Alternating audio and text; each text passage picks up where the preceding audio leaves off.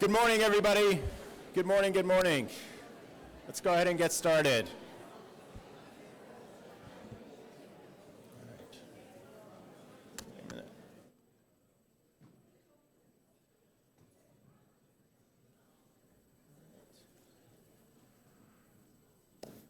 All right, well, welcome to the spring semester, despite the white stuff. Welcome to Spring 2024 Professional Day. We're going to spend today talking about student belonging and retention. I hope that you all took some time over the past few weeks to catch your breath, not only to catch your breath, but also just to reflect on the fall semester, the good work that we did in support of students. There's a lot to be proud of heading into this semester. Remember, we came into fall with some real momentum. We kicked off our new strategic plan. We saw Massachusetts take its first foray into free community college in Mass Reconnect. And we started off with enrollment gains in excess of 10%. And we're headed into spring semester with some more good momentum. You likely saw last week President Cook's email on NECHI. So NECHI is the college's accrediting body.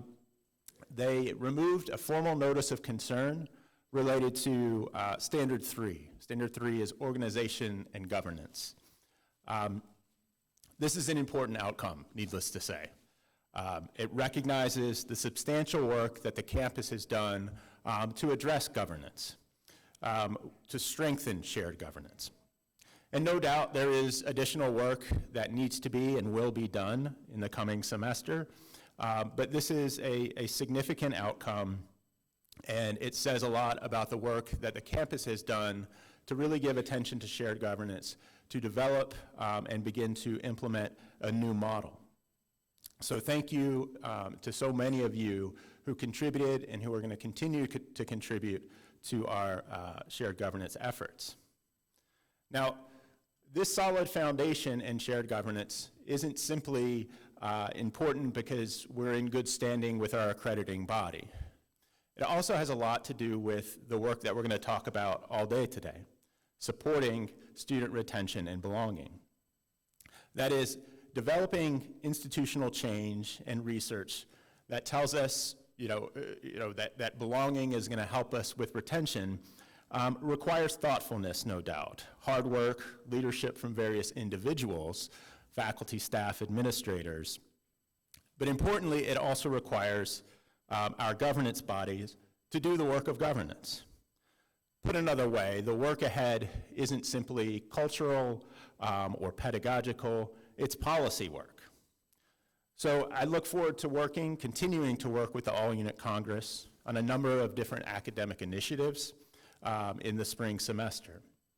Ultimately, I hope to see AUC members engage and collaborate to produce several policy recommendations by May. Now, in this context, the context of AUC, I should note that our Employee Wellness Committee, which is a standing committee of the All-Unit Congress, developed the Campus Climate Survey in the fall semester. You should have received correspondence from Laurie Milliken as well as institutional research. And thank you to Laurie and Chair Marisha Marks for their work in bringing it together. I encourage you to support the committee by participating, and I look forward to learning how the committee and the All-Unit Congress more broadly, especially with strong participation from employees, how it informs their work moving forward. Now, in addition, later in the spring, we're going to be participating in the Community College Survey of Student Engagement, otherwise known as SESI.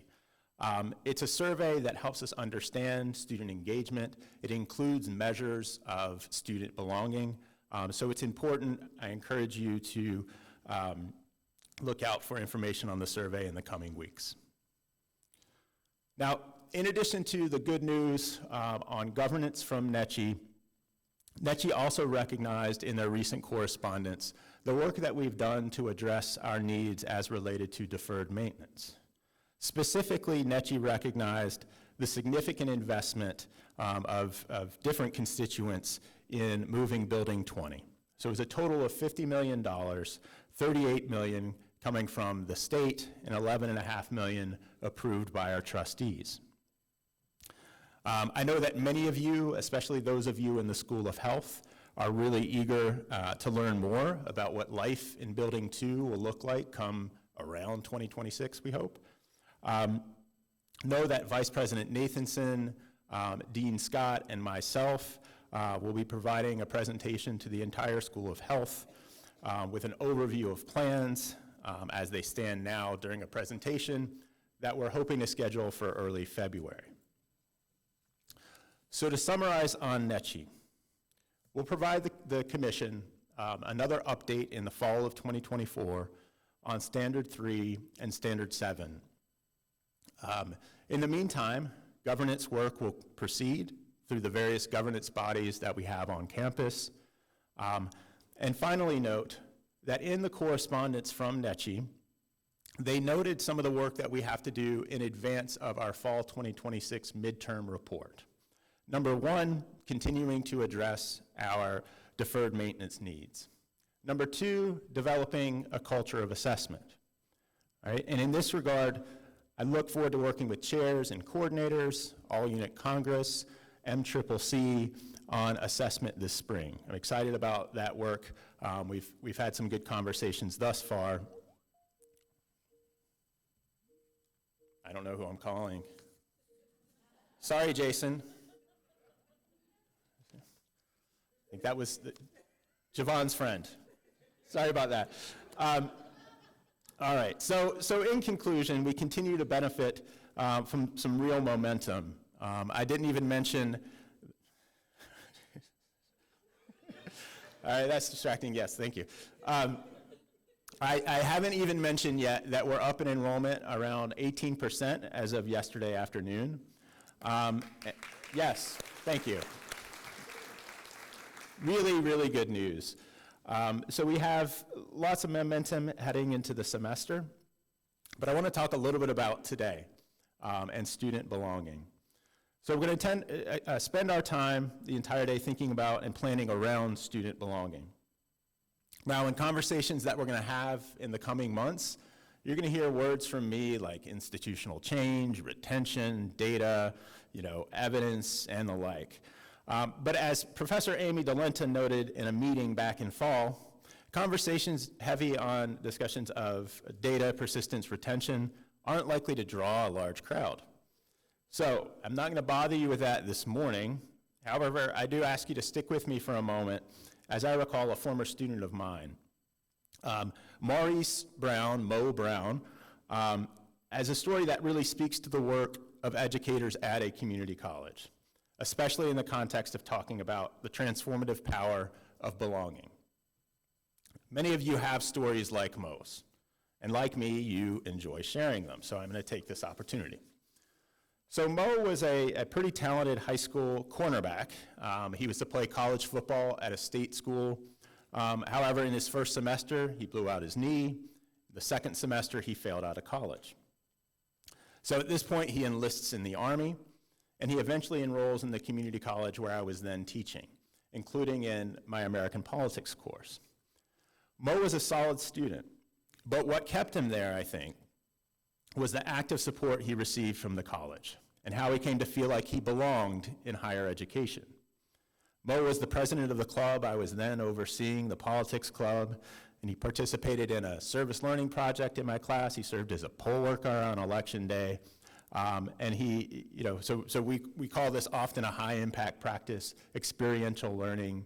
He did all of these things, and he ends up transferring to Syracuse University, earns his degree in communications, and then most recently, we've kept in touch. Most recently, he was elected county legislator in Syracuse for Onondaga County.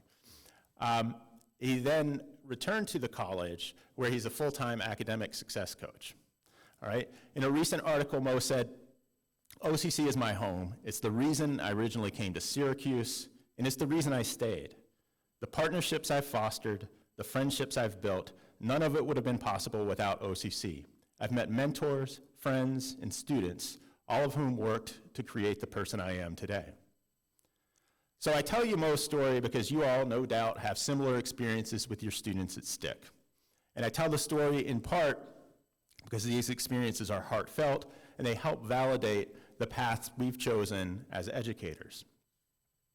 But I also hope it illustrates what we are delving into today. I don't think it was simply what happened in the classroom that helped Mo stay on his path. Rather, it was his leadership opportunities, the work of advisors and success coaches, his use of student support systems, and the opportunities to participate in high-impact practices that I think most impacted his life. So at a community college, we wear many hats, and it's in part this flexibility and this versatility that helps us meet our mission. So the challenge for us really is, how do we nurture systems that ensure the experience that Mo had is the experience of all our students and not just an exception? All right, so with that, in thinking about supporting students outside of the classroom, I naturally turn to our Vice President of Student Affairs, Darcy Kemp. Our focus, again, is on belonging and retention, and this is going to require collaboration across the college, especially as it relates to the work of academic and student affairs. So, Darcy.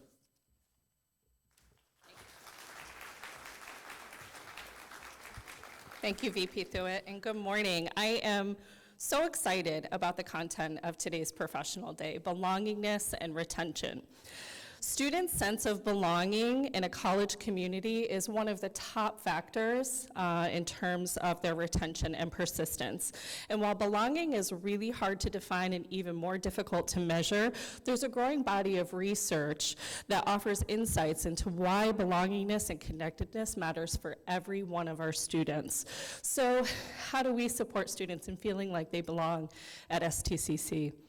As you participate in the various sessions today, I want you to think about 5 key drivers that impact student belonging. And the first I'd like to mention is a seamless student experience. How many of us have heard of the stick shuffle? The stick shuffle. Student shows up at your office, you don't know how to answer their question, you push them off, you shuffle them off to somewhere else, right? That's what students tell us sometimes about their experience, but we've made a lot of progress in cross-training our teams and making sure that each of us is empowered with the information that we need to be able to help students overcome obstacles and barriers and guide them through that seamless student experience. So today, consider learning more at the session titled Student Wraparound Services. We also have a session that I'll be leading about academic and student affairs, a partnership. So really how we work together to break down those obstacles and barriers. And also neurodiversity as a primer. So challenge yourself to think holistically about student success and how each of us contributes to the seamless student experience for every student that we interact with. The second driver I'd like to mention is mental health and well-being. And at STIC, we continue to build upon a culture of well-being through our expanded mental health supports and resources. Through grant funding, we've been able to add You Will, which is a telecounseling and teletherapy and wellness service that is free to all STCC students. We have been able to support more than 100 students who've utilized nearly 150 counseling sessions since we implemented the program about this time last year. So that has significantly increased our capacity to support students in terms of mental health and well-being. We also continue to invest significantly through our Center for Access Services, addressing non-academic barriers that impact student retention and persistence, so students facing food and housing insecurity, or other ways in which they might find an obstacle that really challenges their ability to stay with us and persist and continue in their academics. We've also continued our partnership with AIC Housing, again, to offer students the ability to have a residential experience while being enrolled at STCC. Today, you might be interested in learning more about mental health and well-being in the session called Understanding Trauma. And I just want to note that that session is a 100-minute session, so that's going to take place over sessions 3 and 4 this afternoon, so you'll want to plan accordingly. The third driver is close relationships with faculty and how those impact the student's sense of belonging. I see some faculty shaking their heads and smiling right now, so you know where I'm going with this. Research does tell us that students are more likely to feel like they belong when they have close relationships with their faculty as mentors and as supports. So today, think about participating in the faculty roundtable on student retention. And not only think about those formal ways in which you mentor and support students, but what are those informal ways in which you can foster connections with students and connect them to the supports and resources that they need to be successful? The fourth driver is engaged and active learning. Faculty can help increase belonging by adding or expanding upon opportunities for engaged and active learning in their pedagogy. Today, we can learn more about supplemental instruction, what it is and how it works, CBE exchange, competency-based learning and teaching, capstone, I love the cleverness of this, how hip can you be, high impact practices, and you may want to participate in your own engaged and active learning. Some of this applies to us and our belongingness as well, right? And so think about participating in belongingness in your everyday work and operationalizing equity, implementing practical steps in pursuit of goals and outcomes. The last driver I want to highlight is co-curricular and extracurricular participation. Belonging doesn't start and end in the classroom. Participating in events, activities, athletics, they all really help students feel like they belong at our institution. They help them make friends who oftentimes serve as informal support networks. Learn more today at the session called Cultivating Student Leaders, Student Activities, Leadership, and Programming. So belonging matters for student success. Keep in mind that students who experience all 5 of these drivers are more likely to feel like they belong and stay engaged, which means they're more likely to retain, they're more likely to complete and or transfer to a 4-year institution. The sense of belongingness and social integration correlate with many things that we know drive student success. Those can include academic success, self-efficacy, motivation, and overall mental well-being. And students who feel like they belong at STIC are more likely to utilize support services like MILE, LEAD, TRIO, Student Financial Services, Advising, and the Center for Access Services. So as you approach each session today, know that the data, our own data from 2021, tells us that 76% of faculty and 84% of students agree that there is a culture of caring at Springfield Technical Community College. 80% of students feel like they belong here. This was measured through a pilot survey administered by SESI, and as Dr. Thuet mentioned, we will be administering the SESI again this spring, so I'm looking forward to learning more updated results, especially in terms of our own sense of belonging and caring, as well as our students. So again, those 5 key drivers that I really want you to think about today: a seamless student experience, mental health and well-being, close relationships with faculty, engaged and active learning, and co-curricular participation. And I look forward to sharing this professional day experience with you today as we commit to our own active and engaged learning. Thank you.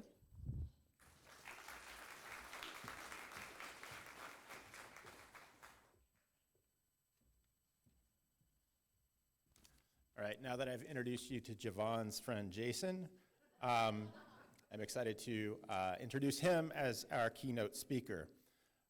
Javon is likely familiar to many of you as he was part of the consulting team that helped the college in developing its strategic plan. This is my first opportunity to meet Javon today, but the conversations we've had over the past few weeks, it's clear to me that he's passionate about the transformative power of community colleges and helping institutions like ours make progress in boosting retention rates and degree completion. Javon's been working in higher education for over 15 years. He's currently an optimization engagement manager for the international higher education consulting firm Campus Works. Javon earned a bachelor's degree in English from Langston University and HBCU in Oklahoma. He also holds a master's degree in higher education administration from the University of Denver. He spent 6 years at community colleges in the Denver metro area, working in student affairs, including 3.5 years as Associate VP of Student Affairs and Dean of Students. And today he leads transformative change efforts with Campus Works, helping colleges enhance institutional effectiveness and the student experience. So join me in welcoming Javon Brame.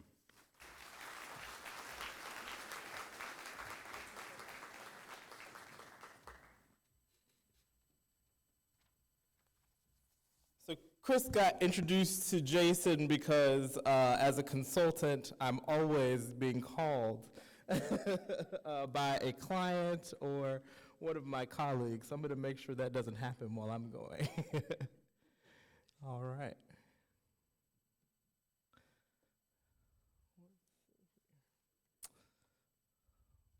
Let's go for it. Good morning, Springfield Technical Community College. I grew up in the Baptist church. Good morning, Springfield Technical Community College. Thank you. It is both an honor and privilege to stand before this esteemed community of scholars this morning. I extend my gratitude to President Dr. John B. Cook, and of course Dr. Thuet, who invited me here today, and the entire executive leadership team that's here at the college. You know, as I prepared to come here today, I thought about all of the time that we spent working on the Momentum Strategic Plan that's meant to carry you all through 2028. And I reflected on the sessions like this, where many of you provided feedback and context for where this college should go into the future. You know, we worked on these strategic directives or strategic initiatives or strategic goals that would carry us into 2028. And so when I was shaping my comments today, I wanted to make sure that we looked back to these, because these should always be guiding the direction that you want to go as an institution. So in my experience, the remarkable aspects of this college is often its openness to engage in exciting and challenging discussions about the future. I was talking to Dr. Thuet on what, you know, our topic should be today, and 3 pieces came to the forefront for me. While these might not be entirely new concepts to this room of brilliant educators, my experience as a higher education consultant has taught me that repeating ideas is essential for the absorption and implementation. I've also learned that many times it takes 5 to 7 times of hearing something before you can actually apply it. So I hope that by having this discussion today, it might be the 5th or the 7th time that you've heard something, and we can go ahead and move it into action. So my case today is straightforward. As outlined in your strategic plan, let's transform Springfield Technical Community College into the most dynamic, student-ready college in the United States, rooted in equity and belonging. The term student-ready institution refers to an educational establishment intentionally designed to meet the diverse needs of students effectively. This concept emphasizes creating an environment where students can thrive academically, socially, and personally. It shifts the focus from determining a student's readiness for college to asking, how have we created an environment for our students to thrive? And have we, as Springfield Technical Community College, lived up to our ethical responsibility to not only provide an opportunity for education, but also the resources and conditions for every student to be successful? Now let's be clear, I'm not claiming that every student who enters the halls of this excellent institution will automatically succeed. However, by making success the goal, we can imagine the transformative outcomes this approach will have. So I often say, when I'm meeting with institutions, I want every student to be successful. And the blank stares that I often get fascinate me.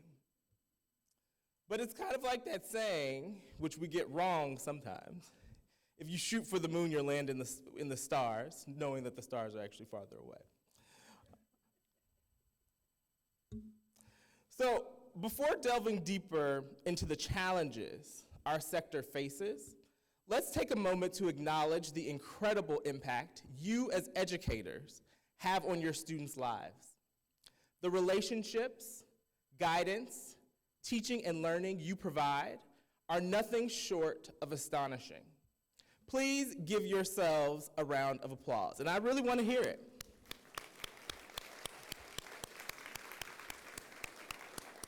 This is not easy work. I always like to say the real work is happening at community and technical colleges in the United States. We do the real work of changing lives, and we have to celebrate that.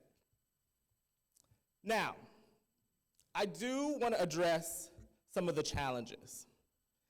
Community and technical colleges across the nation play a crucial role in providing accessible education. Yet a significant hurdle exists in student completion rates. The data points underscore the gravity of the problem. The national average community college completion rate hovers around 40%. The 2017 cohort was up to about 43%. Completion rates vary significantly across demographic groups, with underrepresented minoritized students experiencing notably lower rates. Students from lower socioeconomic backgrounds face higher barriers to completion, and a notable percentage of incoming students require developmental education, which sometimes hinders their college readiness and contributes to a lower completion rate. The effectiveness of community colleges as a pathway to four-year institutions is questioned due to relatively low transfer and completion rates. The lack of effective retention strategies and student engagement programs further impacts these completion rates. Insufficient support systems within community colleges sometimes hinders the student's ability to navigate some of the challenges. Inconsistent data and tracking sometimes impacts our ability to truly understand what some of the issues we are facing are, or some of the issues students are facing are. And this can also make it challenging to build some of the targeted interventions, personalized interventions that are really needed to move the needle. Addressing these challenges is crucial to ensure community colleges fulfill their mission of providing an accessible quality education. Now, that was a lot of higher ed jargon, but I kind of want to put this into some real life experience. So in some of these instances in my career that I've seen contribute to some of these outcomes from the institutional perspective include accepting a generation of college students without adjusting our institutions to meet them where they are. A lot of our students who are coming to us now have been tracked and traced and had data recorded on them their whole lives. And sometimes we act as though that is not there, and we're not fully leveraging it to build the solutions that we need. I've seen students locked out of classrooms for being late,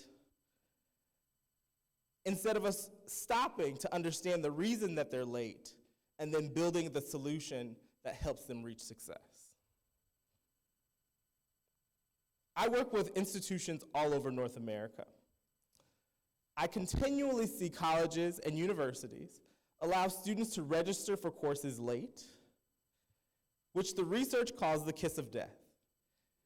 We know the statistical likelihood of their success diminishes every day that they're late for that class, if it's already started. We also sometimes allow our students to register and embark on their educational experiences knowing that our institutions are really complicated, and they get to do that without talking to anyone, without having a guide that helps them navigate the complex systems that we've set up. We also have not completely figured out how to leverage our technology. The Amazon generation, the Apple generation, the two-click generation, however you want to describe it, is accustomed to leveraging technology to engage in experiences. As higher education and as institutions, we've got to figure out how to leverage that to better meet their needs.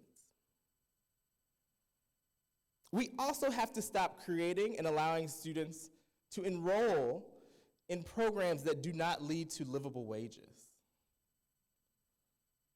or at least inform them that that's going to be the case when they finish. So I'm not attacking early childhood education or some of those key programs that help move our society forward. You know, there's some work we have to do in the community space as well. But we have a responsibility to educate students on what the outcome of their lives will be in terms of what they're thinking this education is going to provide them.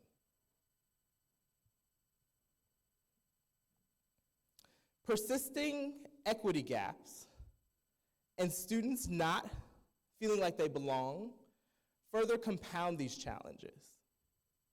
As educators, we are facing a climate where Americans question the value of formal higher education, and we must respond. We can't stand idly by. The good news is that STIC is already on course to respond to the needs of our students today. As Dr. Cook and Dr. Thuat shared, updates from the NECHI reports highlighting the collective work done to enhance the governance structure of this institution. I want to say congratulations on this progress, positioning STIC to become the student-ready institution you aspire to be. Reflecting on the blueprint for this transformation, several essential ingredients emerge for me.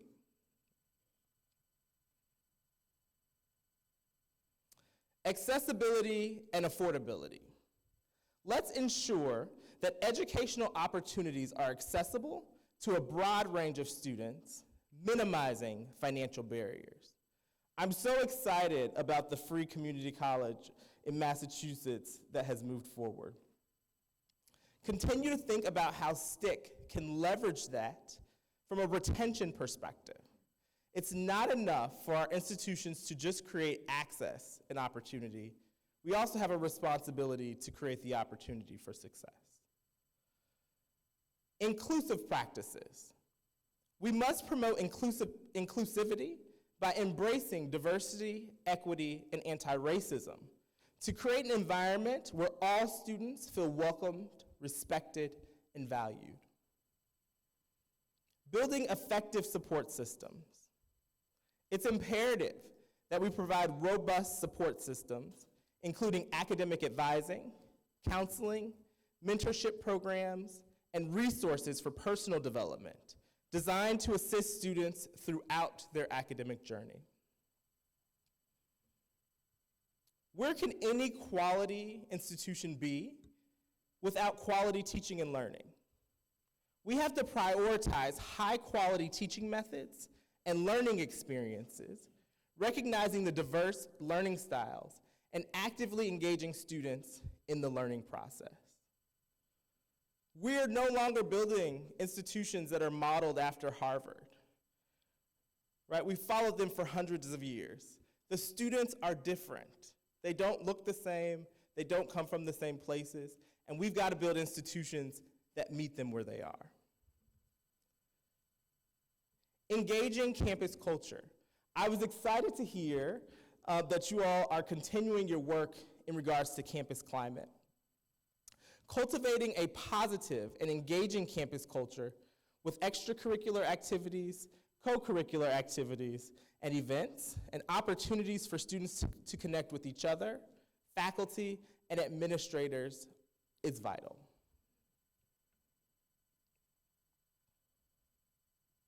Transparent communication.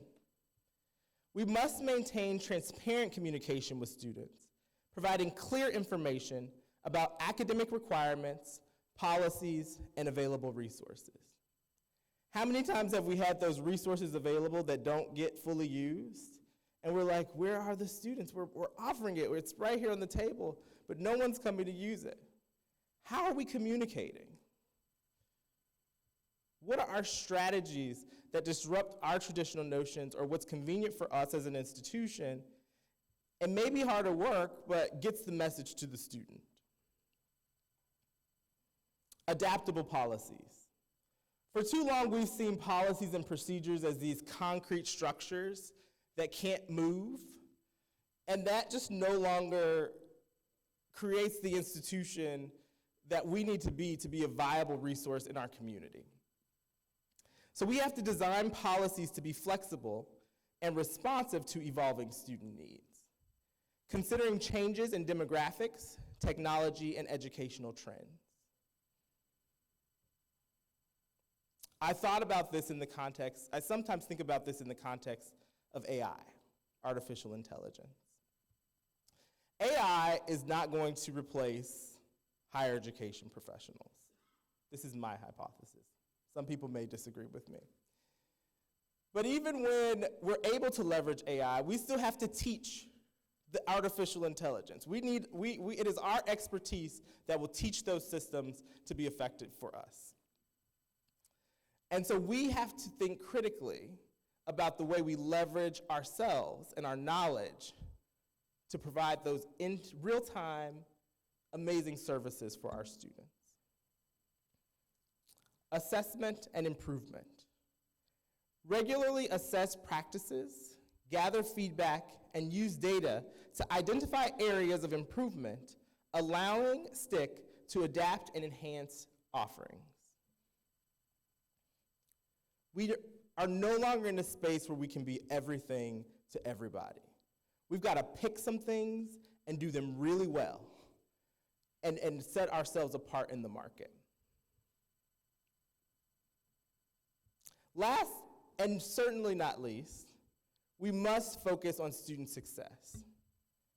We have to actively seek to empower students for lifelong learning and success beyond graduation. If students are underprepared, we should address their preparedness. If they have mental health challenges, we should be prepared to address them. If they lack resources, we should address their needs. If they are unsure about their studies, we should go on a journey with them to figure it out. If they work full-time jobs, we should have flexible course schedules. In essence, a student-ready institution goes beyond the traditional educational delivery to create an environment that is proactive and responsive to the holistic needs of our students, promoting their overall well-being and success. Retention is not an action. It is the result of everything we do to create a student-ready college, an atmosphere where students feel they belong, and a commitment to closing equity gaps in all aspects of our being. So I pose the question to you. What can you do within your power and influence at Springfield Technical Community College to fully embody the concept of STIC as a student-ready college focused on belonging and equity, resulting in retention? What can you do within your power and influence at STIC to fully embody the concept of STIC as a student-ready college focused on belonging and equity, resulting in retention? Would anybody like to answer that question? I always like to provide that opportunity. No volunteers? Chris? You got to speak loudly. Do we have a audience mic by chance?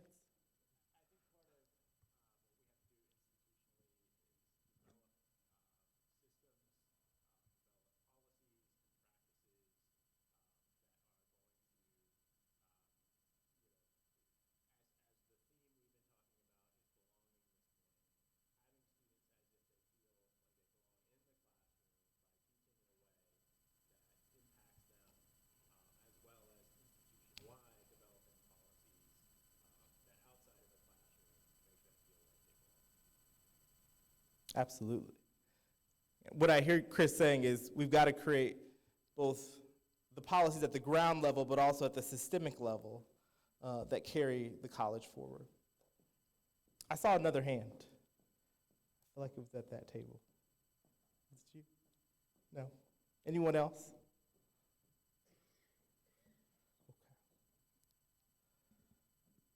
Okay. So, I want everyone to remember that retention is everyone's job.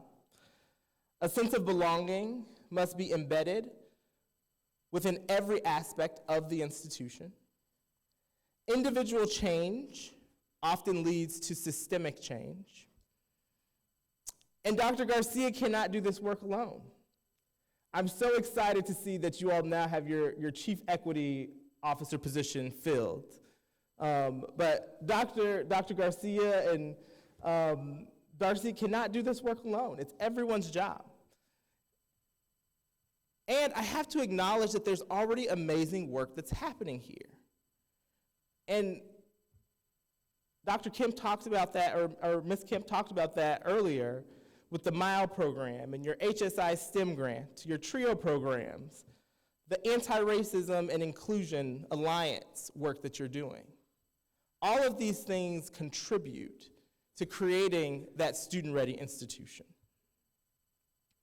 So, as I prepare to close, I want to thank you for thinking critically about the things that you can do and the things that are within your scope of power and control to create a student-ready institution. Institutions that do not critically analyze themselves and think about the way they exist within this society, and that do not transform themselves in the institutions that students need today will cease to exist. But I am excited because in your strategic plan and in the work that we see happening at STIC, you are positioning yourselves to be the institution of the future. Thank you.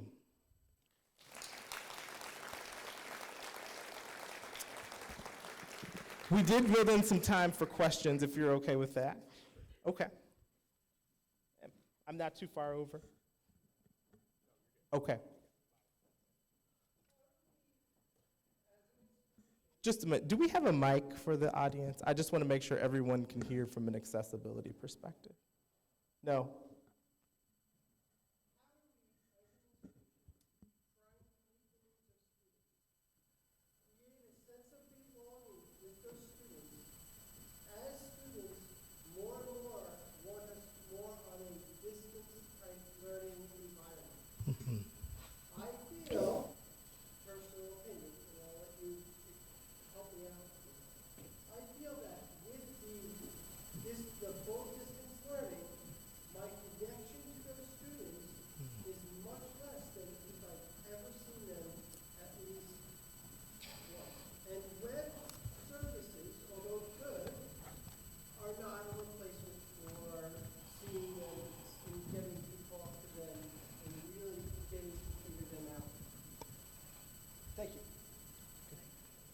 I'll try to summarize. The question and the way that I'm interpreting it, I'm not trying to fully repeat what you said, but how do you build a sense of belonging in a climate that is highly virtual, or with students who are feeling or who are wanting kind of that distance learning or virtual learning opportunity? Yeah. You know, it's interesting because a lot of institutions are experiencing this, and it's not only with students, also with employees, right? So we're seeing a major segment of the higher education sector want to be virtual or remote. And I remember during the strategic planning process here at STIC, one of the things we were discussing was the physical location of the campus, right? The footprint of this campus, which is, it's very expensive for institutions all over the country to maintain buildings. We have deferred maintenance. There are all of these pieces that are happening. And so this COVID created this intersection of all of these different aspects or issues or challenges that higher education is facing. And so there's a piece where the college has to define the work that it does, right? And if STIC wants to be an excellent purveyor of virtual education or hybrid education or whatever you'd like to call it here, you've got to build the infrastructure for that. And I work for a fully remote company. And people often ask me, how is that? What is the climate of that? And I say that it's amazing, but this company has been doing it for almost 7 years, right? So it's taken them some time to figure it out. And I will also say they offer different opportunities for different people. So it's not going to be the same for everyone. So there are some strategies that you can use to begin building those relationships. But in the end, what I hear you saying also is I hear your preference in there, right? For how you want to build the relationship. And so I think there's an opportunity to align your wants and your needs with the type of educational opportunity or the type of modalities that you engage in. And then there are some folks who will say virtual experiences are amazing, and I feel just as connected to the students or the employees as I would if I were in the classroom or if I was on campus. And those may be some of the people that engage in that way. And so there are ways to play to our various strengths that can meet everyone's needs.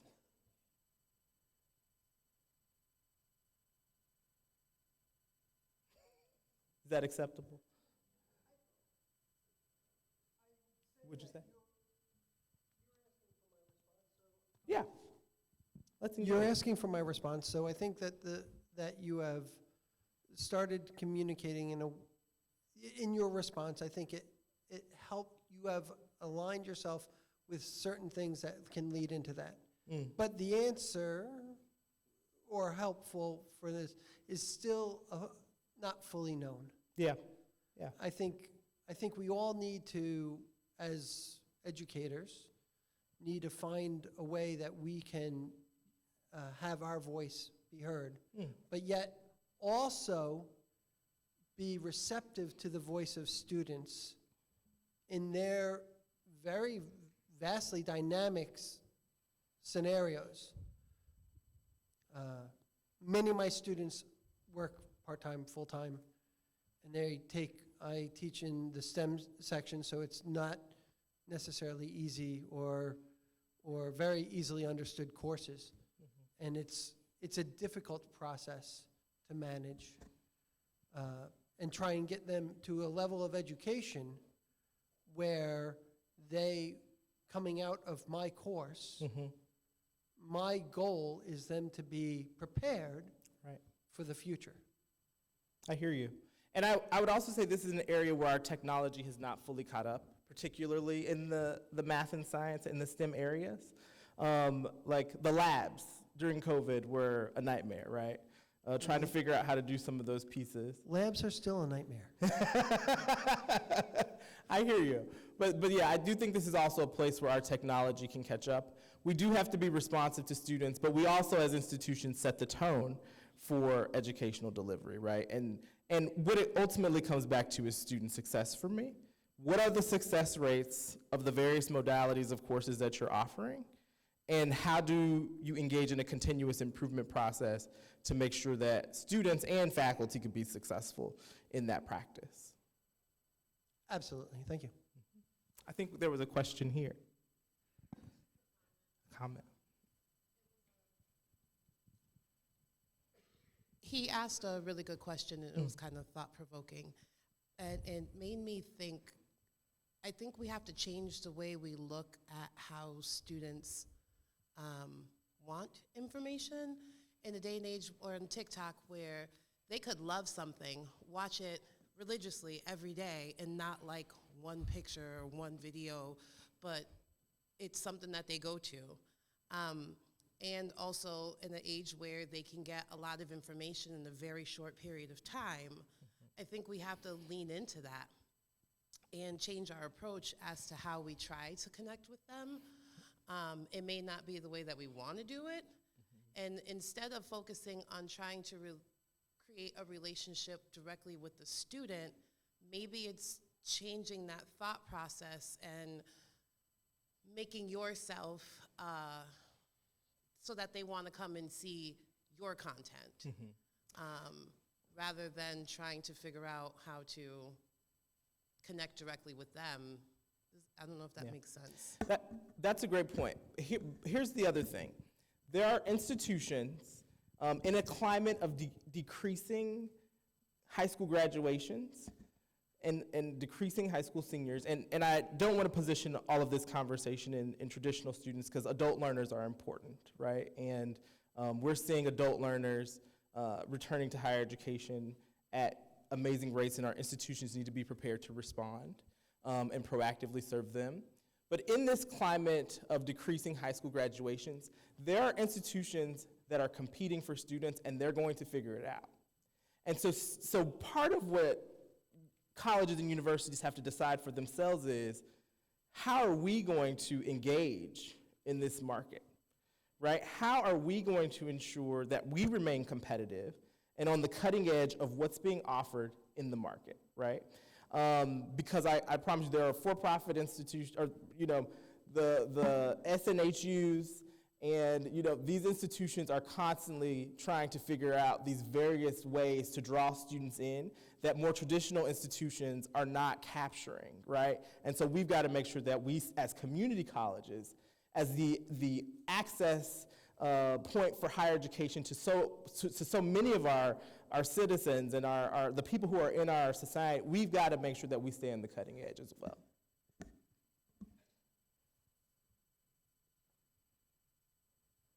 One more question? One more?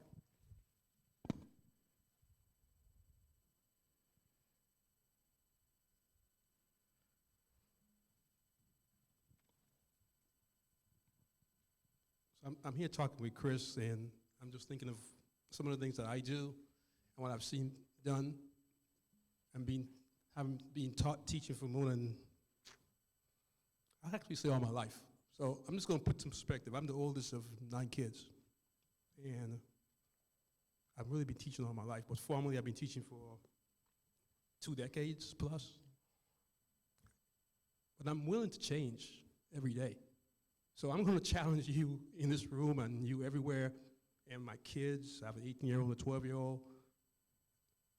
When I meet my students on Monday, I have no idea what's going to happen, other than I'm willing to listen to them, and I might change the way I'm actually going to go about doing things that I've already prepared.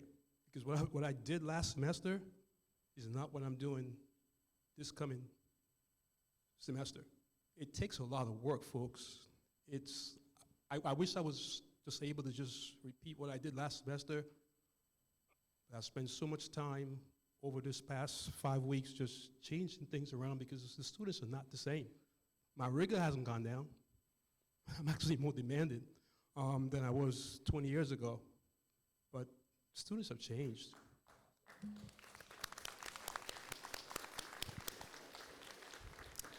I couldn't end on a better note. Thank you all so much.